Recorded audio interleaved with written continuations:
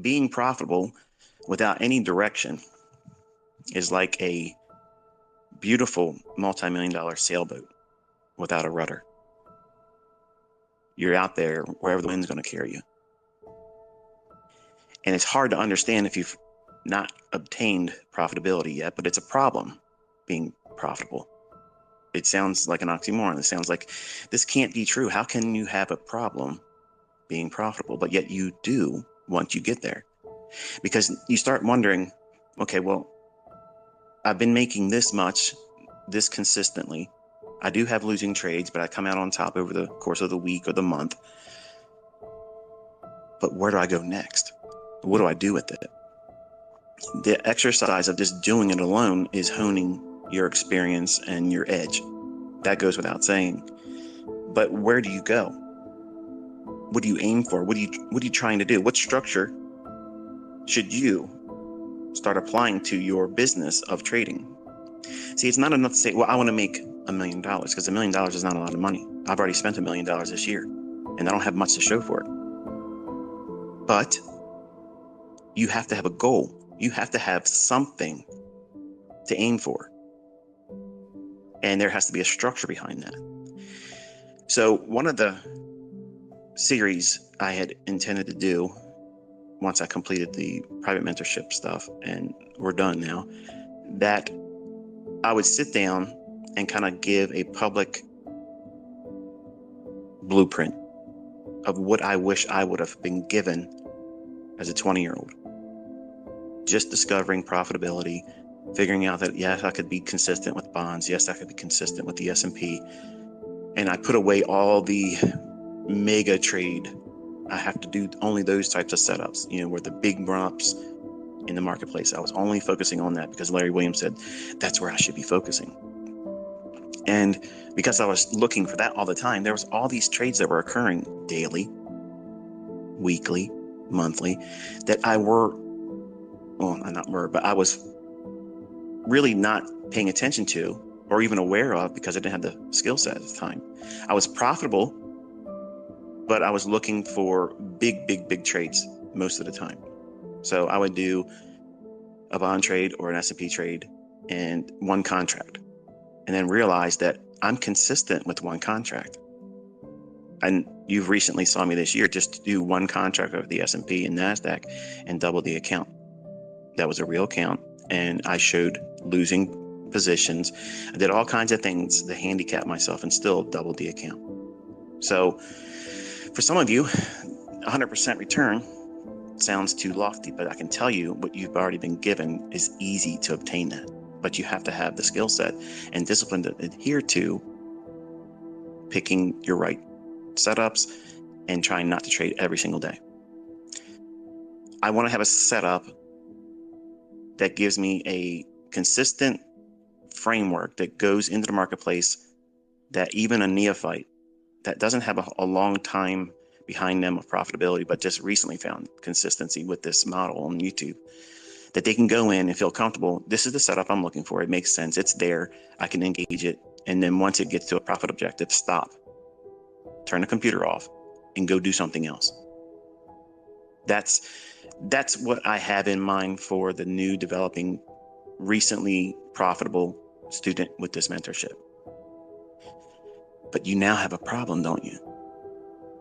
You want to do more. You want to do more. You want to trade more, just like I started thinking, well, I'm doing one contract.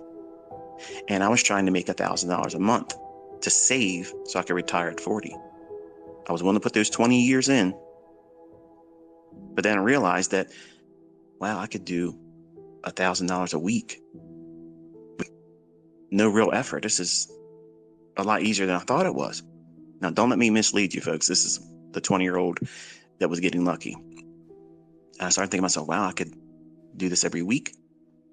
And then it became, well, I could day trade the bonds. I'll look at the divergence between the 5, 10, and 30 year.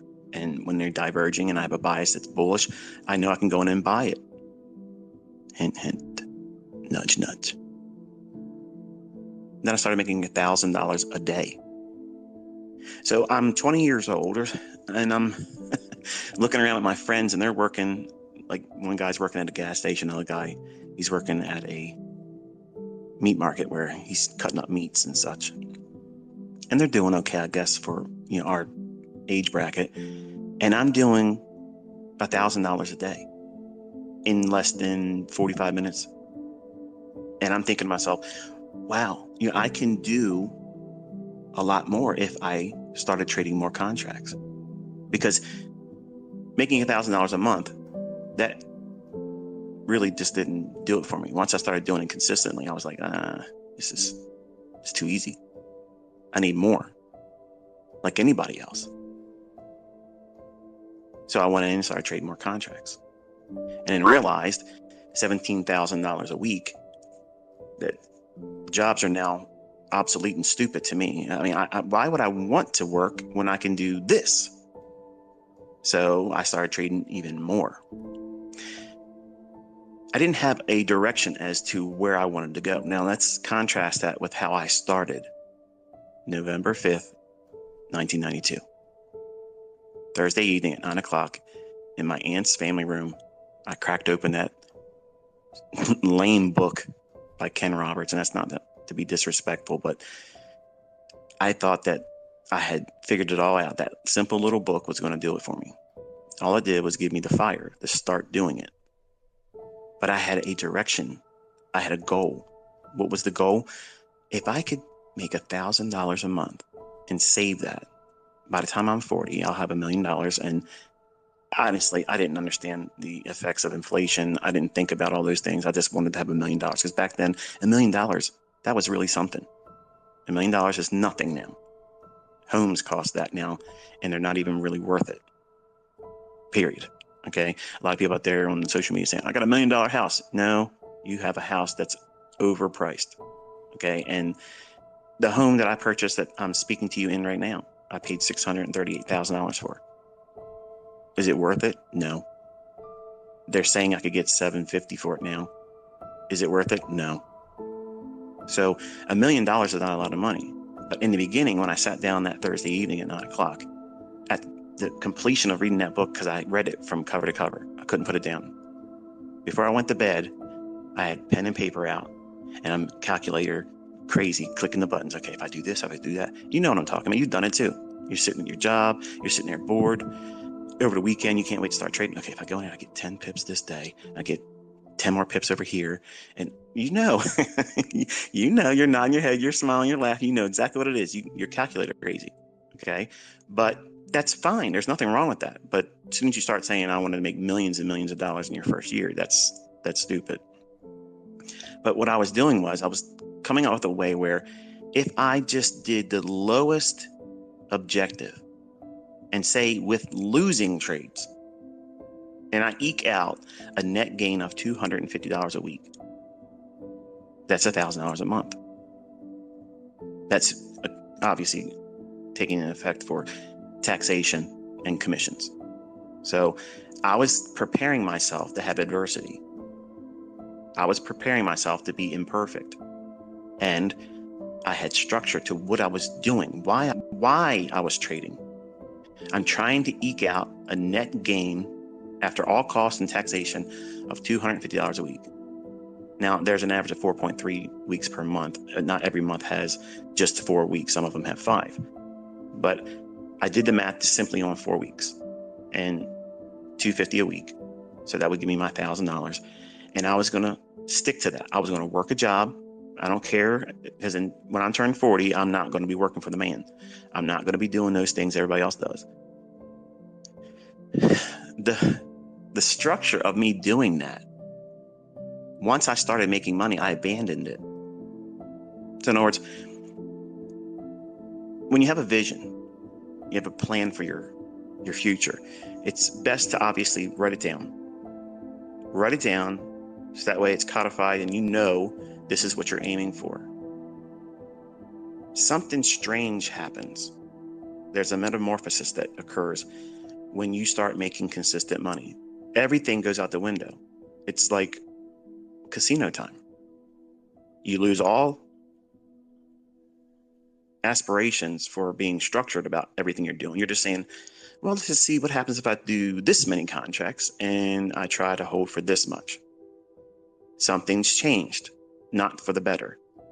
So over years of looking back and looking at journal entries and the times where I struggled and the times where I had epiphanies where it felt like I was really gaining in my understanding, it was when I was referring back to having structure in the way I was trading. Not in the sense that optimal trade entries or order blocks in their infancy, none of those types of things. I'm talking about the structure of what it is I'm doing as a trader. What's the motivation? What's my goal? They have to be specific, because if you don't have specific goals, you won't know when you're going outside the lines and boundaries of what would lead to realistic results getting to that objective. Would it be reasonable for me to expect a net gain in 1992 of $250? I know some of you are laughing, thinking, $250? This guy's showing $7,000, $10,000 days. Humble beginnings, folks. That's where you're at right now. Don't be afraid of that. Don't be ashamed of it. Everyone starts there, but most people fail right there. They don't ever come out of that. You have to have a very, very low hanging fruit objective and then increase that gradually.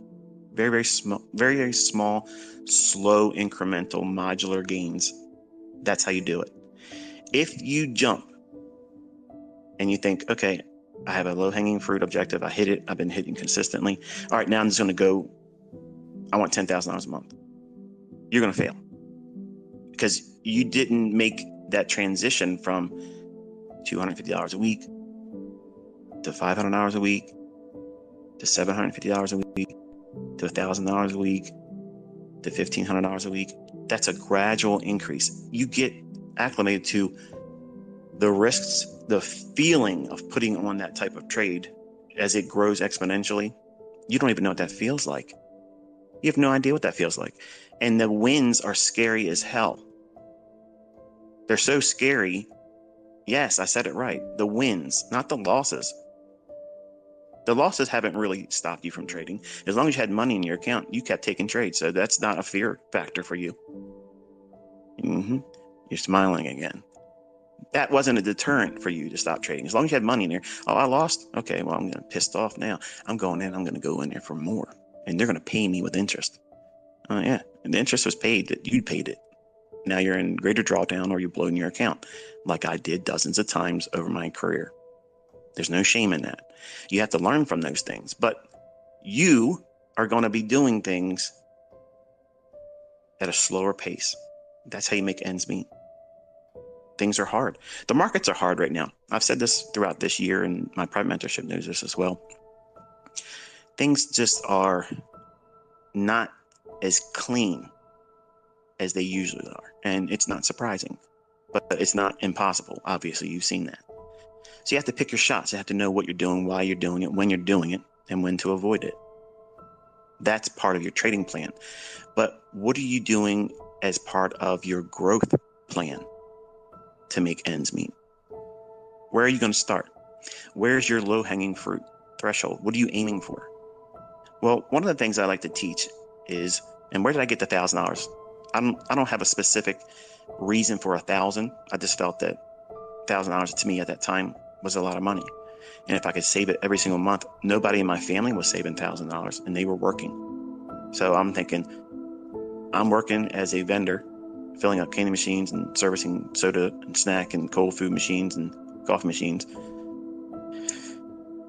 If I can save $1,000 a month, I'm doing better than everybody else.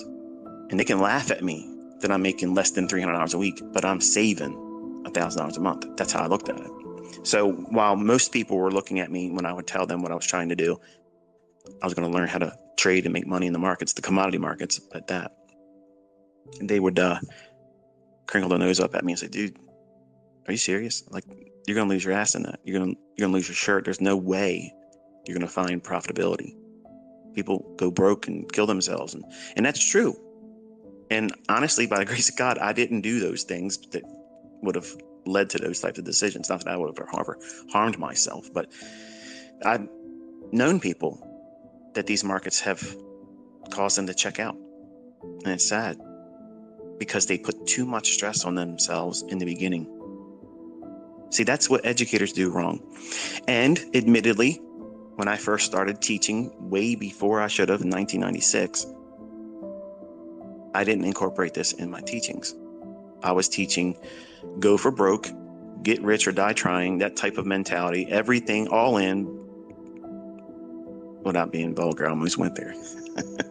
I did not incorporate what I was learning at the time, which was small little incremental shifts in growth, going higher and higher gradually.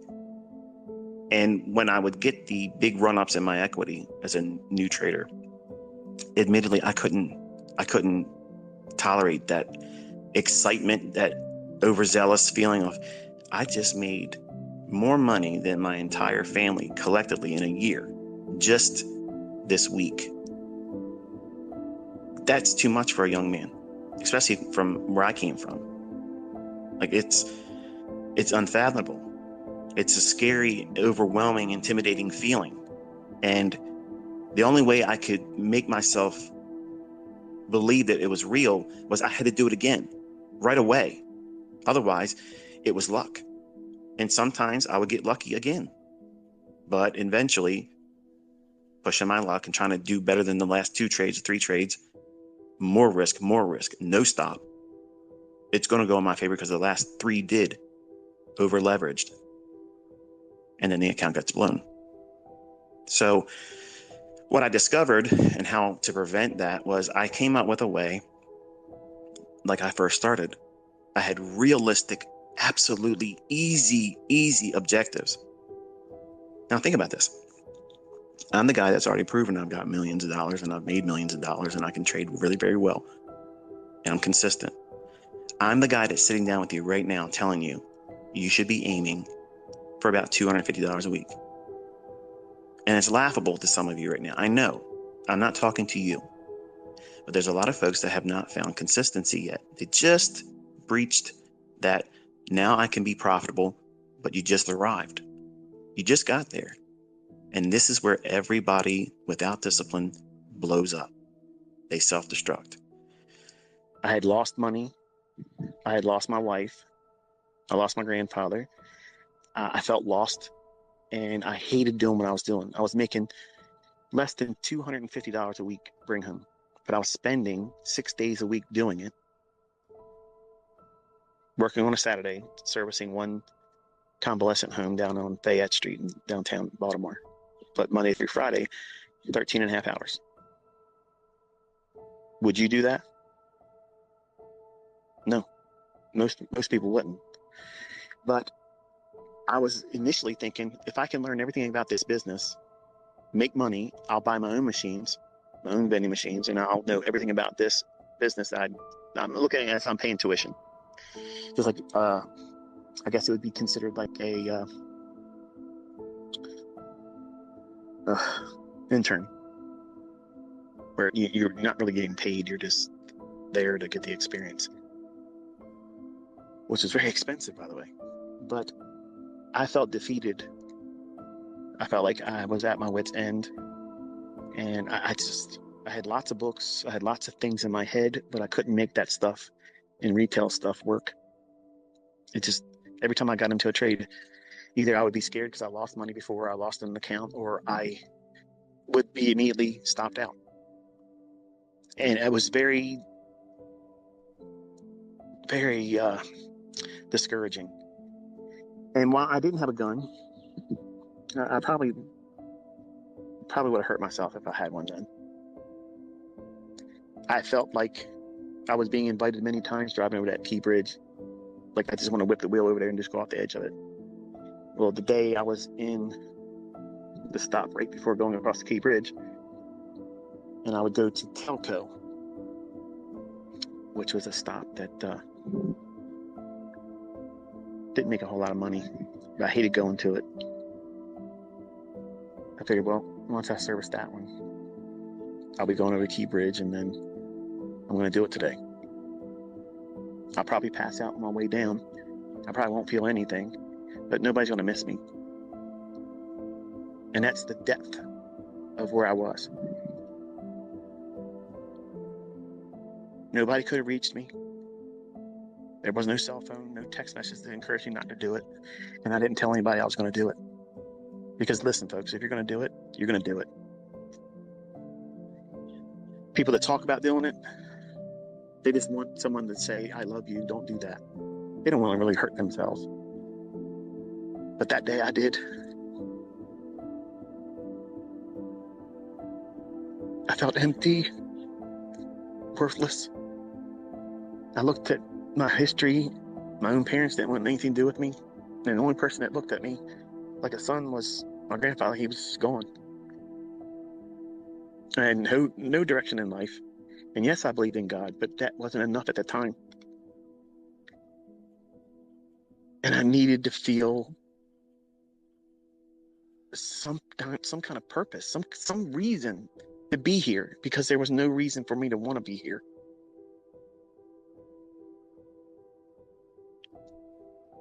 I got on the Key Bridge, got on the right lane, got to the top, stopped. Put my hazards on. I said, it would be terrible for me to take this truck and hurt this company. They'd have to pay for that damage.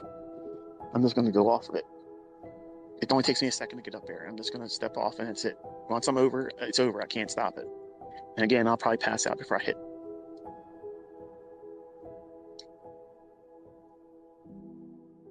And I don't know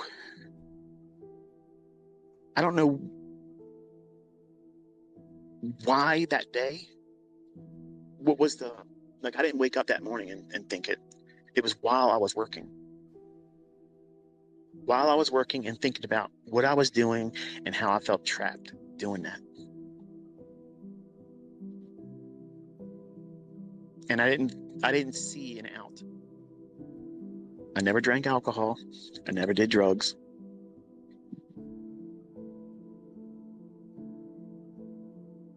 But I was not in the right state of mind that day.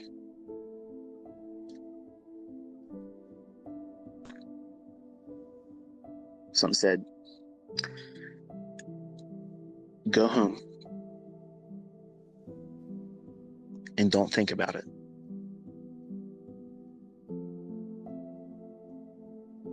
So I'm sitting there. People are beeping their horn at me, giving me the finger going by. You a-hole, what's that? Whatever. Typical Baltimore. So I started the truck again, went to the stops, finished my route. Didn't hang out like I usually did with my employer. Drove home, numb, no radio. Didn't lift weights that day. Went in, got a shower, didn't eat. And I sat in there and I stared at my computer. But I sat there, looked at all the books I bought, and remembered all the hopes I had and waiting for them to arrive. And all the trips that I drove out to Columbia, Maryland, to the Traders Library, which was I'm not even sure if it's even a place anymore. I'm not sure if it even exists. Now that I'm thinking about it, when I'm done here, I'm going to have to Google it and see if the Traders Library still exists. But I used to go out there every week, and I'd buy something. I paid $50 a week, room and board at my aunt and uncle's house. Same uncle that inspired me to get into trading when I was 14 and 15 years old, but it wasn't interested because I was in the martial arts, and that's all I cared about then. Just like anybody else, like kids, they ain't gonna listen to you, even though you have the right instructions and guidance. You don't want to listen. And just like many of you, you're like my children. Some of you are probably older than me, but you still act like a child. You don't listen to good advice. And some of you act like that I had no adversities, like it was just too easy for me. It was unfair. Everything worked out for me. You have no idea the darkest corners of where I was, where I came from. I didn't have the courage to do what I said I was going to do when I got on that bridge. But something inspired me to go home and stop thinking about that. And when I got home that evening, I pulled out the price charts, which was a weekly service that was I got it for the financials and the agricultural markets. And it was ran by Nick Van Nice. he's the guy that as a hidden divergence or trend following divergence in stochastics. He's the guy that codified that. George Lane didn't do that, and nobody else ever did either. And me and Larry Williams are the only ones that ever give that guy credit for that. But he has service that, as a commodity trader, we updated our charts by hand. And I pulled out the charts. I was looking at them, and it just looked like Greek to me. Like I was disconnecting. Like I wasn't interested in it anymore. For the first time, I looked at these things and said, I don't know what I'm doing. Like I can't see what it is that I'm supposed to see. And I just basically at my wit's end, I said, God, I never really invited you into this. But I feel broken. I feel like I have no worth. And I don't want to be here.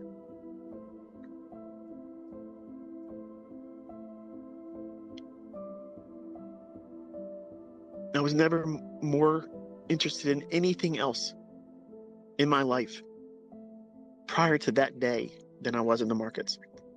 And in that day, I was ready to disconnect everything.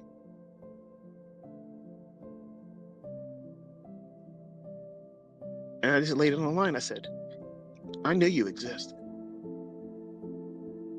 I know you've been with me, and I know I'm here because of you. But why? Like, what do I have to show for it? Like, I work so hard at this, and I can't get it to work.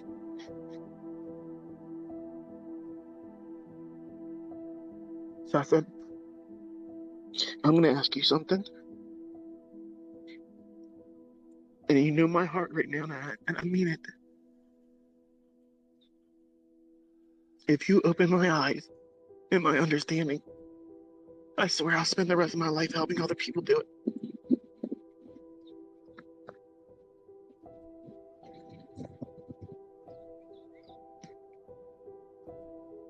I closed the charts, and I laid there.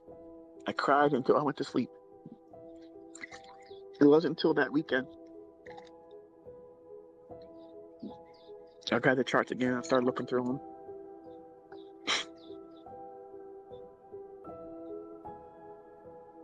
I was just literally looking at them, having no understanding of what it was I was going to look for. Nothing. And I thought about what I had asked. And I hear, look.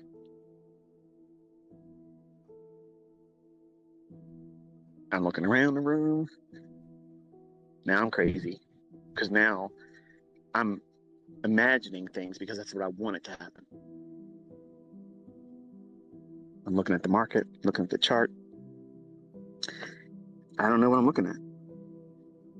Like, why would it go up from there? Mind you, I'm only looking at longs. I was afraid of going short. I didn't understand selling something I don't have. And I would look at these rallies and these points of inception where the market starts to go up, and it was it's like reading a foreign language you've never learned before. It's like, what am I looking at? Like, what do I know by looking at that? Look at that. My attention would go to somewhere else on the chart. And I already know that some of you are thinking, this isn't happening. I don't care. I'm not monetizing this. I'm not preaching to you. But some of you want to know. I'm not ashamed of it. I'm undeserving. I think the only reason why he let me see these things is because I asked that I would be gifted that way I could service. I serve with this information. Because to be honest with you, listen, prior to that day, if it would have been given to me I would have selfishly kept it. You never would have learned any of this. And I would be an egotistical maniac, living a life that would just be about me. And I believe because he knew my heart, I was broken. And that's what he has to do sometimes. He lets people get to that point because nobody reaches out to him until they're hurting. Think about it. If you've ever asked God of anything, you didn't ask God of anything because you were at the height of anything that you found success in. And how often do you invite him in to thank him for allowing you to get there? If God exists, he wouldn't allow suffering. He has to do it because we're stubborn. I was. He put this in me as a young man. And then when I tried to do it my way, I couldn't do it. And when I changed my perspective into, I want to be rich by the time I'm 40, to, I want to learn how to do this well. And if you gift me with it, I will spend my life serving others with it.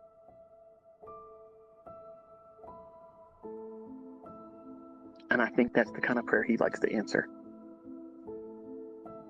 I'm not claiming to know how he thinks, but that's the only thing that makes sense to me. And then when I would study, I would be by myself. No radio, no television, nobody coming in to disturb me. That still quiet voice. Look here. Look here. I would ask questions that would rise up in me without even saying it vocally. And it would be, my eye would go here and the same voice would be, look here. It's the same voice that said, pull the door in front of you. It's the same voice that told me the weight of my son Cameron before he came out and we videotaped it.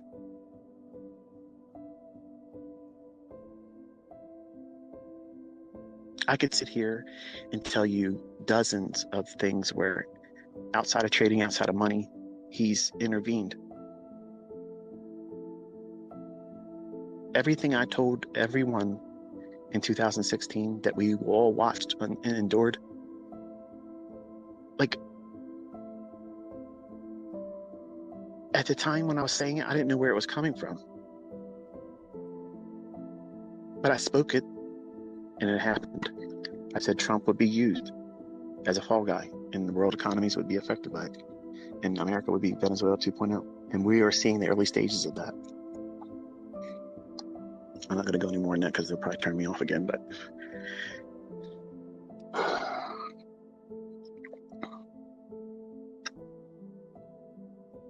you might call it a visit. You might call it out of this world. Many of you are going to think it's made up, and that's fine. But I've already said, I got $5 million that says none of you can find what I've been teaching existed in print, audio format, or video format before 1996. And nobody that ever says I've rebranded anything can come with the receipts. The social media just gives us this ability to feel like we can say anything we want. And there's a large populace of the community and people that use social media will believe anything that's said without doing any investigation on their own. You can't time the markets, and I'm showing you every week. I'm showing you things that have always been in price, but has never been shown to you.